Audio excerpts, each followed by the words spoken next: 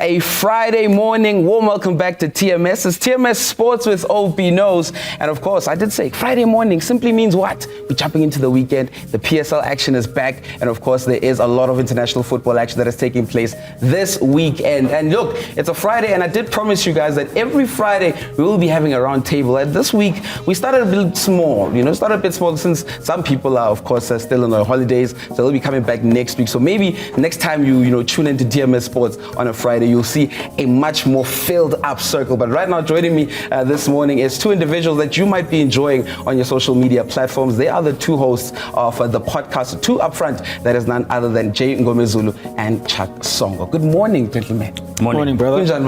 Oh, good, man. It's a happy new year. It's a happy new year. I think people who've not seen you on screen before don't know that you're an Arsenal fan. That's why you're smiling so much. Arsenal, Sundowns, Real Madrid, top of the table.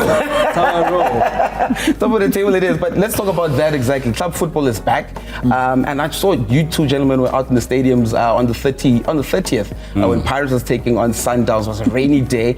I'm firstly happy that fans are still going into stadiums, following the World Cup break. But what have you guys witnessed in terms of the quality on the field? Because the fans are coming in on the field. Are you guys happy with what we've seen so far?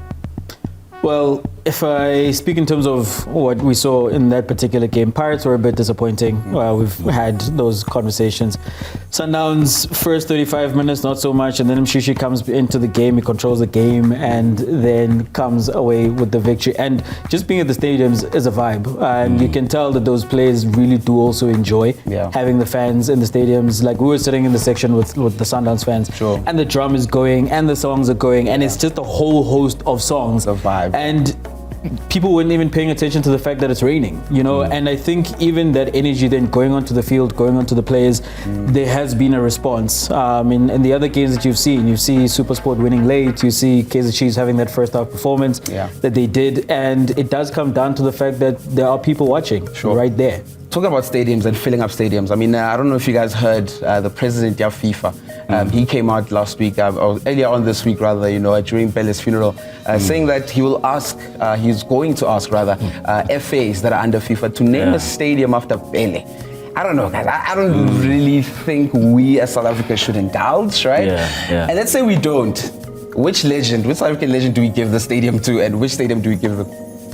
I think maybe give Jomo Sono the name Orlando, because he's the Black Prince, the king of Sowetan football. Sure. So I think if you look at the legacy of Jomo and the fact that he has not only in a Pirates shirt, but as a Jomo Cosmos manager, as a South African manager, taking them to the World Cup.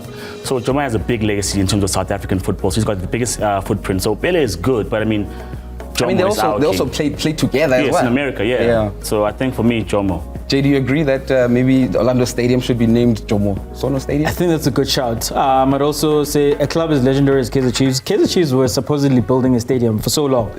That is still on hold. I hope to see them doing that, and if they do that, like putting the name of Ace Ntsilengwe on that stadium, because you hear people like Jomo, when they speak about Ace, they speak about someone who was just different on the field. Like, he controlled every single game that he was in, and he's spoken about as perhaps the greatest of all time in South African football. So those two, I think, for those legendary clubs would be a good shout. Ace Ntsilengwe and Jomo Sono are the names that are being put up for, probably naming a stadium after these two South African football legends, because we're not going to name a stadium after Pele, are we really, as South Africans? But we need a South African football legend to at least have something that stands for them as well. So I don't know, what is your thoughts at home? Or who should be getting a stadium as a South African football legend? Who should be getting a stadium named after them? We already have Lucas Moripe, and that is pretty much the only stadium that I know that is named after a footballer. So what are your thoughts? Which stadium should be named after a legend, and which legend deserves that type of roses, to say the least, right? But let's move on to on the field. You spoke so well about Kaizer Chiefs. They played against Golden Arrows earlier on this week. Last week rather. And let's talk about the fact that they've lost a very important player in that central defensive midfield. Throughout the World Cup, they were talking about this Jabulo Blom. Chances were that he didn't want to renew a contract with Kaizer Chiefs, and now he's moved on to the MLS. What are your thoughts on the move, and what are we missing out, or what is Kaizer Chiefs missing out from Jabulo Blom? So first of all, I've seen the chatter with Kaizer Chiefs fans who tend to fall on the side of the club, and I understand, they love the club, they support the club, and they say no player is bigger than the club. And the narrative around that is that Njabulo Plum didn't want to sign, and Njabulo Plum perhaps was being greedy. And that was fueled by comments you heard from Kaizer Chiefs themselves, management.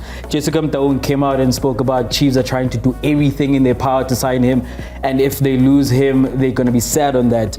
But ultimately, Chiefs didn't want to pay him, and you can accuse him of being greedy. But I mean, if you are earning, let's say, 100 rand, even if someone says like we're going to quadruple that, that's still 400 rand. You know. So unless we know those numbers, and we spoke to someone who does know Njabulo Plum and was saying that the numbers were quite low, even though you heard that Chiefs were quadrupling his numbers. And so ultimately, because they couldn't come to a deal, they moved him on to the MLS. And I think in terms of what they're missing out, he was from the development up and coming player, and he was beginning to hold down that position in midfield. But I still think he hadn't quite commanded it yet, whereby they can still find someone to replace him, because he only did start 8 games, and in those 8 games he started, 2 of them were at right back. So it's a whole based on what we were starting to see from him, and kudos to him. Like I wish him all the best in America. It's great if we can get some of our talent overseas. Indeed. Chuck, I want to hear your thoughts. I mean, yes, Njabulo Plum has left the club, but like Jay is saying, I mean, he came in from the DDC side, and like the person who might be the one to replace him, Samkelo Zwane, that's the guy that everyone is talking about. What have you made of him as a player? I mean, we've probably seen him playing at the DDC, but it's not the same level once you make it to the PSL. In that game against Golden Arrows, what did you see from him, and is he the player that could hold down that position? Look, I think what you see from Uzwane, and I think from the get-go, from the derby, when he had that cameo appearance, it's confidence. He has a lot of confidence coming from the development into the first team, and I think what he has is composure, and he does play those short balls and comes to collect the ball as you'd want from your 8, to be very mobile and very busy, like what Blom used to do. But I think what we need, I think, more than just the ability, is consistency. Because what Jay's pointing out is that when Blom came in and Ngobo came in, they came in and they were hot, but then they cooled down for a while, and it's only after a while that they re-established themselves into the side. So I think what he needs is to do more than just be good, be more than just talented, but be consistent. Because in the days of Abuyeye, whether he had a bad day or a good day, he was there present as a midfield enforcer, whether he was scoring or assisting or not on the record books, on the back of the newspaper, but he was there for a performance. So what you need from those guys is to step up and maintain a level. So I think they could get that, but I think it's still early days, because it's a different level and it's only played but a handful of games. So I think we'll see. Time will tell. Yeah, well, it is a big conversation that is currently going on in that central defensive midfield position for Kaizer Chiefs, and it does seem like they might have something temporary. Well, they might be going into the market. Will they be going to the market, rather, to find a central defensive midfielder? What are your thoughts as a Kaizer Chiefs supporter? Weigh in on the conversation as well. Should they be trusting the young Samkelo Zwane in that position? Will he be able to hold it down? Because one thing that I heard in the press conference that happened, of course, Kaizer Chiefs had a media open day yesterday, and Arthur Zwane was asked a couple of questions indeed regards to the league title, and I've got a clip for you, and this is what he had to say. There's still 16 games to play for, but I'll compare with the Mamelodi Sundowns coach Rulani, who said the league has never been won in January. Well, simply what Arthur Zwane is saying in there is simply that the league does not end in January. I don't know what you make of that at home, but Arthur Zwane is saying the league does not end in January. Gentlemen, let's break that down a little bit. I mean, clearly he is saying that the league is not over yet. Do you think that Kaizer Chiefs stand a chance if they can maybe string together a few good games? Do they really compete with Mamelodi Sundowns? I'll start with you, Chuck. Look, I was in the stadium on that rainy day, and there were levels above Pirates. I mean, fine, Pirates didn't quite show up and perform, but when they did turn it on, they were peerless on the pitch. And I don't think there are too many chasers who are credible. I mean, if you look at the league table, Richards Bay was second, and you're like, but how strong are Richards Bay? Because they're new in the league. Yeah. Zwane is new in the job. He's just lost Blom. He has to re-establish his midfield again. They've been conceding goals. So, I mean, he has to say that as someone who is a coach, to instill belief in his side. But realistically, I think it's gone yet again.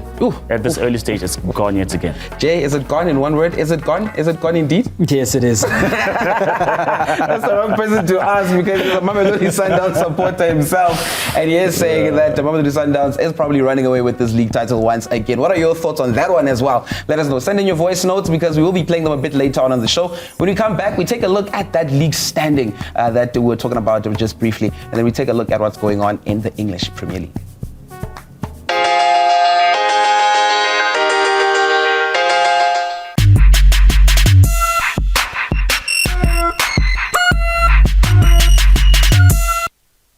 And And we're back right here on TMS Sports. It is the morning show, of course, and we're talking all things to do with the world of football, whether it's PSL, whether it's what we're going to jump into, EPL action, which is now going to be FA Cup action this coming weekend. We bring it all live to you right here on TMS. And joining me this morning is the host of the podcast, Two Upfront. Of course, if you don't know where you can find this podcast, you just go onto YouTube and you'll be able to just type Two Upfront and you'll be able to find these two gentlemen. I'm talking about Jane Gomezulu and Chuck Songo. Gentlemen, let's continue this conversation. And we're actually talking about the PSL and the league table. So let me bring you the league table and give you an idea of what we are looking forward to in regards to the league standings. At this present moment, of course, Mamelodi Sundowns still at the top. In fact, let's start with the fixtures. We'll start with the fixtures that you can expect today, rather.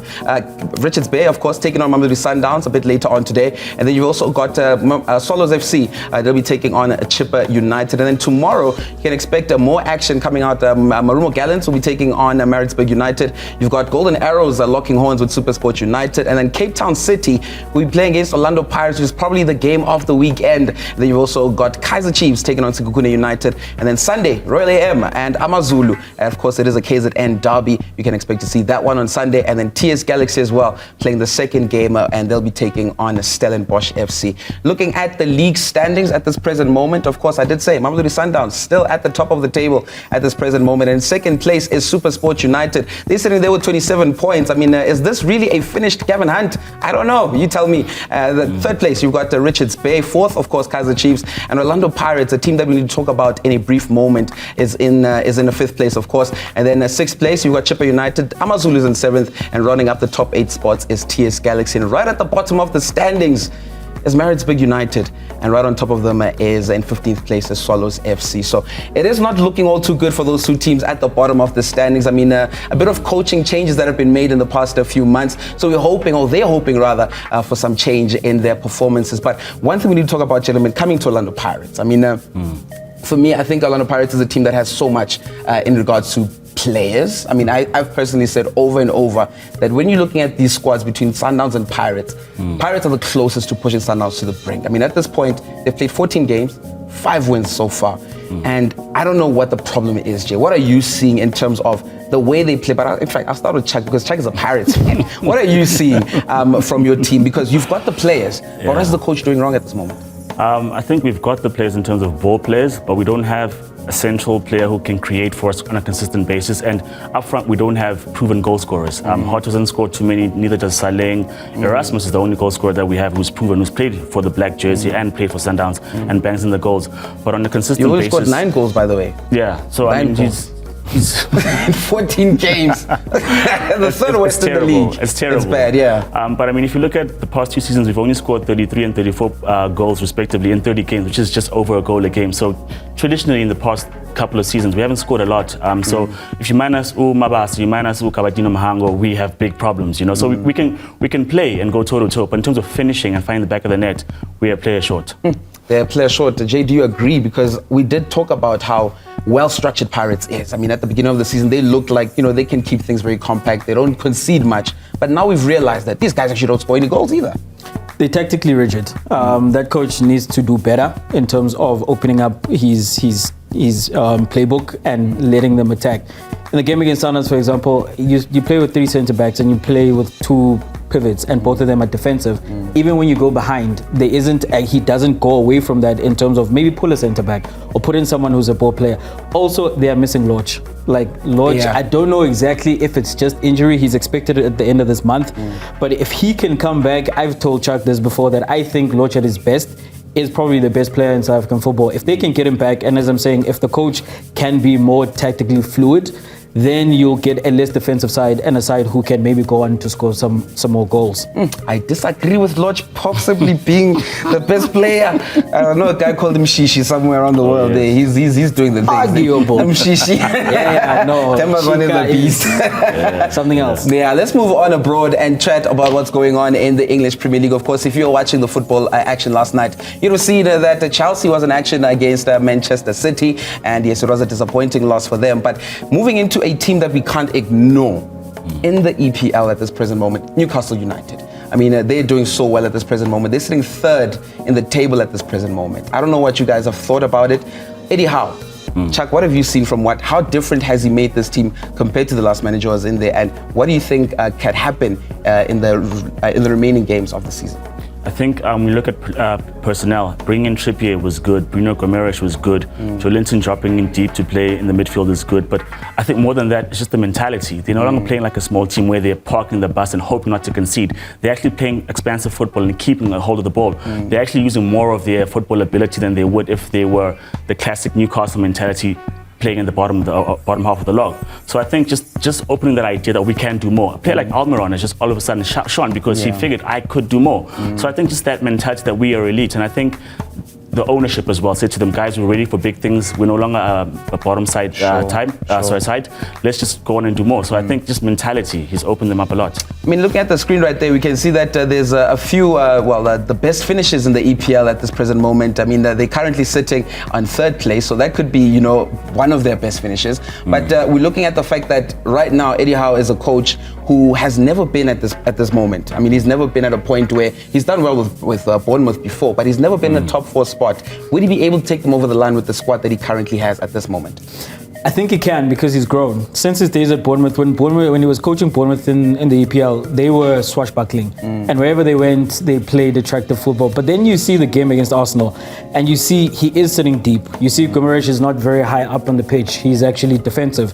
Him and Joelinton are pressing the two pivots from Arsenal. And they didn't go there to go toe-to-toe with Arsenal. They went there to keep Arsenal at bay. Sure. And then there's like the dark arts, which we heard that he's learned from Diego Simeone over at Atletico Madrid, because some of the things they were doing to waste time. These are not things that you previously saw from Eddie Howe. It was just purest football. So I think he's picked up so many things along the way, and as Chuck says, he's improved the players that he has, like the Almiron. And those players know as well, they've got rich owners, so if they play well, there are rewards to be had at Newcastle. So I think there's enough there to actually end up in the top 4, and they've conceded the least amount of goals, most clean sheets in the EPL. So that is a team that is built not to lose. Yeah, Nick Pope, of course, keeping those 10 clean sheets in the EPL so far. In closing, the finish. Just one word. What number are they finishing this season? Starting with you, Jay. 4th place. 4th place in Newcastle. Why? 5th place. So you're leaving out. It's fine. We'll have this conversation. We'll have this conversation another time. We will get the top 4 predictions from these two gentlemen, and we'll bring them to you on Monday. I'll just remind you on Monday of this conversation that we had, because Liverpool can definitely make it. Not Liverpool. They make it to the top 4. Hey, that's how we wrap up TMS Sports. We've got more coming up on the show. Send us your voice notes. Participate in the show. Of course, I did ask you, what are your thoughts in terms of the stadium? Who is the legend, rather, that should be getting a stadium named after him right here in South Africa? Send us your voice notes. We'll play them a bit later on this show. For now, though, you've got news coming up.